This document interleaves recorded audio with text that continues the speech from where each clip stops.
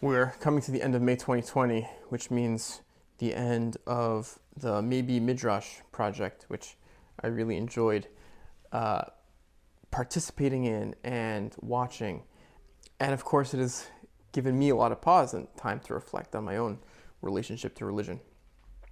Some of the polemical discourse going on about arguments for atheism and arguments for faith remind me of the early days. I was just coming out of high school, and this was like before Facebook existed, and like those early internet forums, like the atheist internet forums, and I was on those a lot, and I was like debating all the different arguments for God, like the cosmological argument and the teleological argument and the ontological argument. And a lot's changed since then. I've changed since then, of course, and as people have talked about their faith and talked about what religion means to them, get to hear all different ways in which religion affects and expresses itself in people's lives. William James's The Varieties of Religious Experience is a really important book for me in that regard. He covers all sorts of ways that people experience religion. And it just inspired me to think about and to talk about the way I was raised to experience and understand religion. Judaism is a very small religion. There are a lot of Jews in New York, so if you like ask someone in New York, what percentage of the world is Jewish, they'll give you like a really high number. But of course, the reality is that Judaism is very, very small. And within Judaism, there are all sorts of different sects and variants and groups and subgroups. And I grew up in a very small subgroup within this very small religion. And it's a kind of ideological bend where, on the one hand, there's this dedication to a very extreme, formal, ritualistic observance. Very rigorous, on the one hand. And on the other hand, a embrace of modernity and an embrace of science and art and what the secular world has to offer, secular education as well. And within this very small kind of subgroup, one of the important kind of seminal texts, you might say, is this book here. It's called Halachic Man by Rabbi Joseph Soloveitchik. And there's a lot of this book that I feel like at this point in my life I don't have much use for. But there's a very famous footnote, which I want to just excerpt for you. It's called footnote number 4. It's very memorable. It's basically like an essay in a footnote. And he addresses this question of like, what is the experiential component of religion in his mind, And again, I don't mean this as an endorsement. I just mean this as something which I think is true to the human experience in the context of religion. So he says regarding the nature of religion, quote, "It is exceptionally complex, rigorous, and torturous. Where you find its complexity, there you find its greatness. The religious experience from beginning to end is antinomic and antithetic.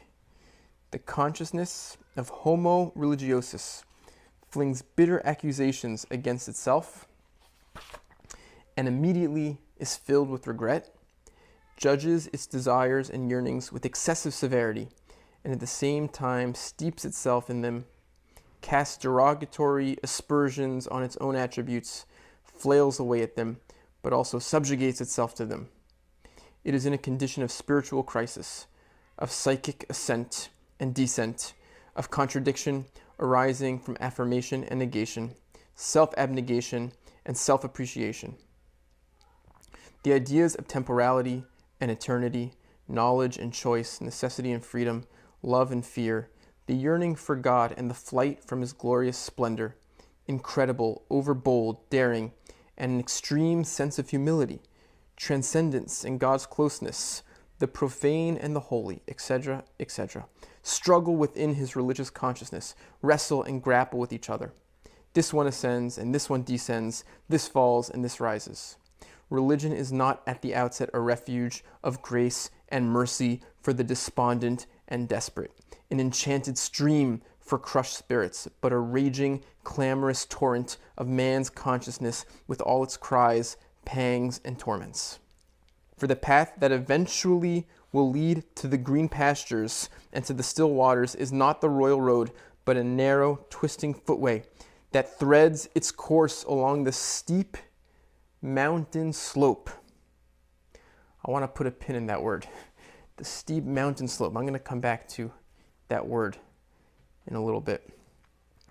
As a terrible abyss yawns at the traveler's feet. Out of the straits of inner oppositions and incongruities, spiritual doubts and uncertainties, out of the depths of the psychic rent with antinomies and contradictions, out of the bottomless pit of a soul that struggles with its own torments, I have called. I have called unto thee, O Lord. End quote.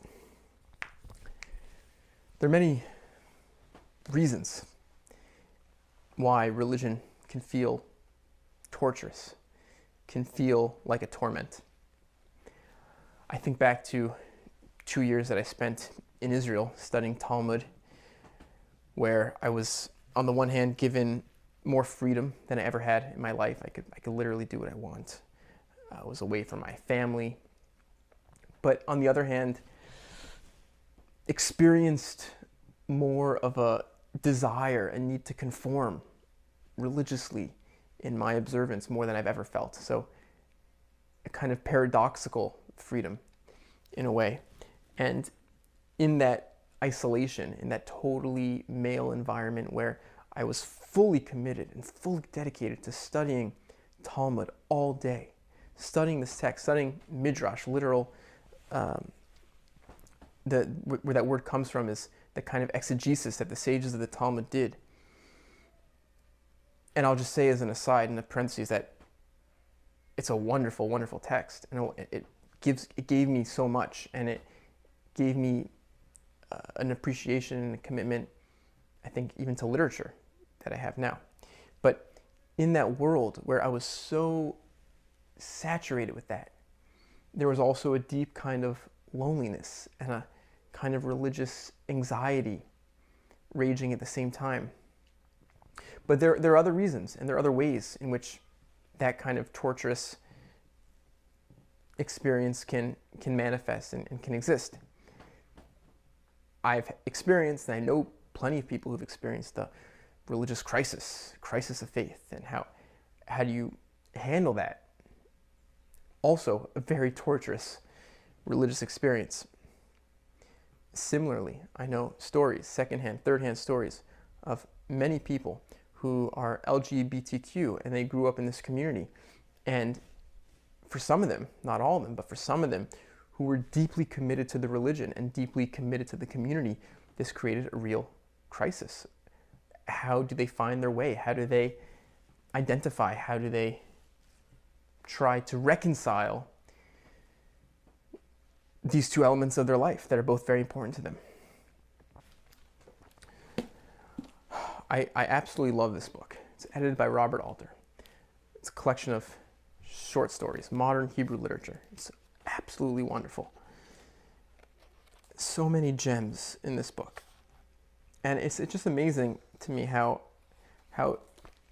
art in general, how a short story can cut so deep, so shockingly deep. There's one short story in here. It's called In the Evening. And I mean, there's many books that I love, art, literature, it's amazing stuff, but like words cannot describe how deeply cut I felt when I first read the story, and even when I think about the story. The author's name is M.Z.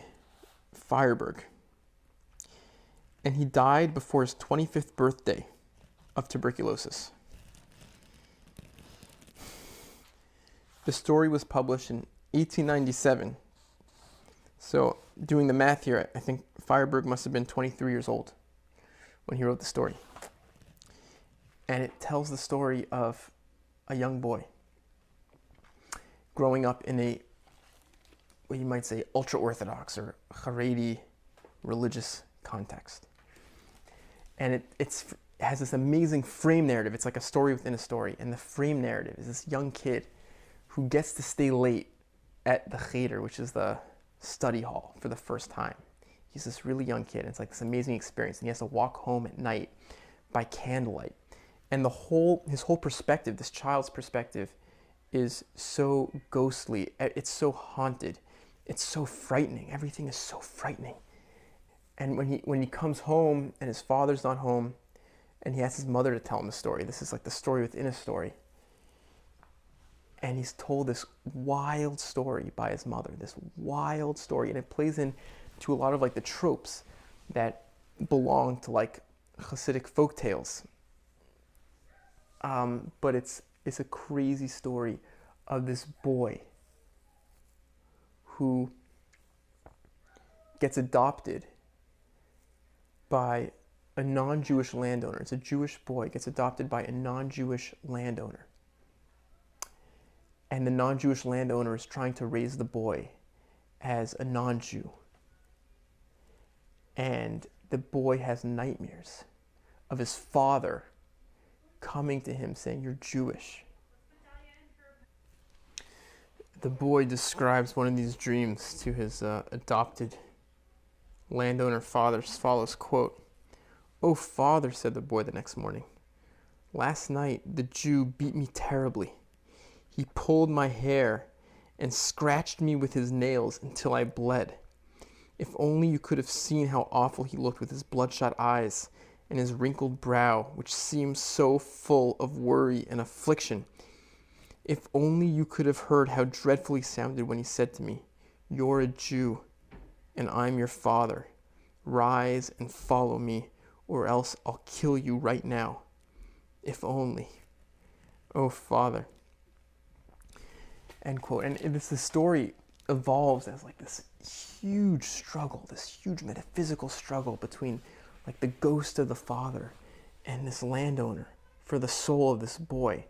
But the violence of that imagery, the violence of that language, I think speaks to something that people who grow up in religious communities might feel. It's extricating yourself, making that decision to stay in or to not stay in is like a decision of self-amputating a limb without anesthesia or something. It's such an intense turmoil.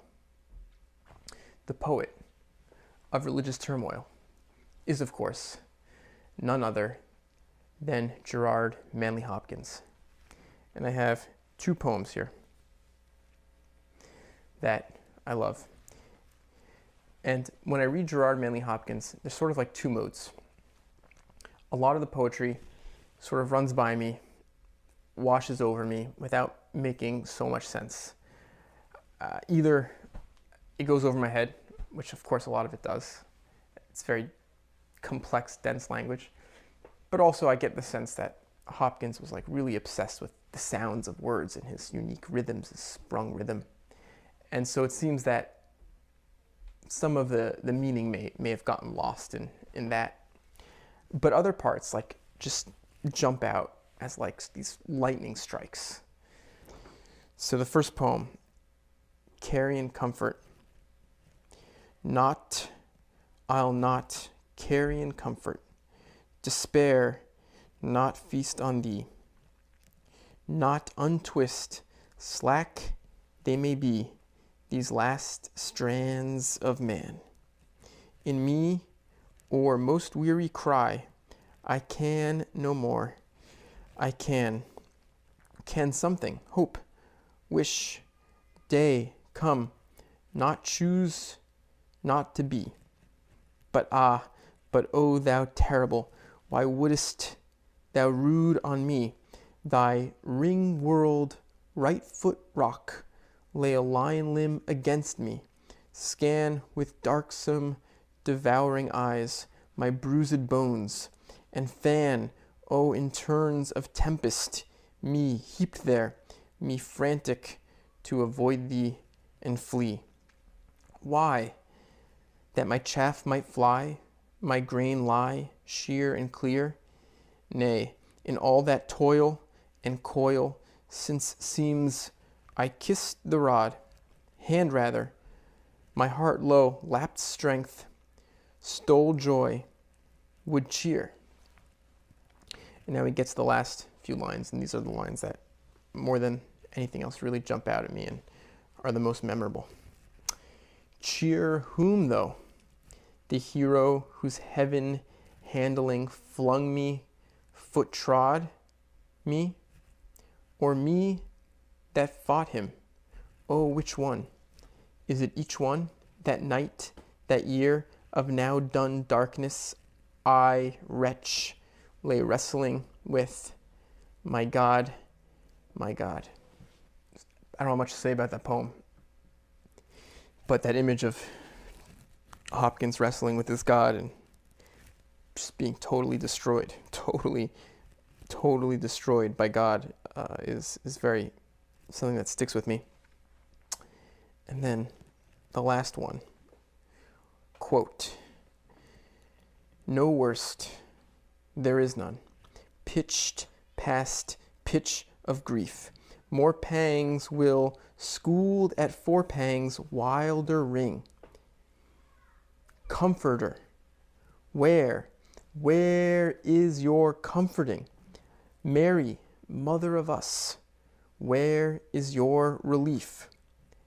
My cries heave, herds long, huddle in a main, a chief woe, world sorrow, on an age-old anvil, wince and sing, then lull, then leave off. Fury had shrieked, no lingering, let me be fell, force, I must be brief. And now this is one of my favorite Gerard Manley Hopkins lines of all time, a line that inserts itself into my thoughts very often. Oh, the mind.